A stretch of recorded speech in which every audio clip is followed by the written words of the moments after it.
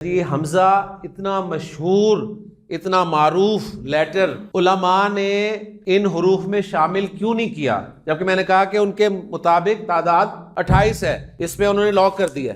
ठीक है जी।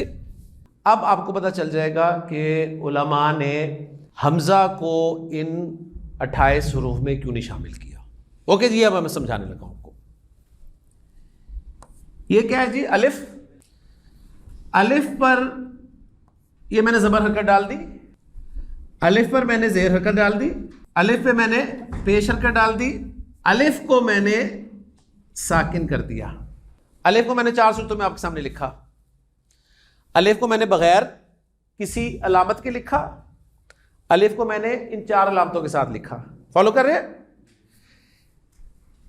ये वाला जो है उलमा के नज़दीक ये अलिफ है, और ये वो अलिफ जो 4 अलामतों के साथ आ रहा है, ये उलमा के नज़दीक हमजा है। तो अलिफ और हमजा का फ़र्क आपको पता चल गया। उलमा कहते हैं जी हमजा अलग से कोई लेटर नहीं है, हमजा अलग से लेटर नहीं है, अलिफ ही हमजा हो जाता है, अलिफ ही हमजा कहलाता है। कब?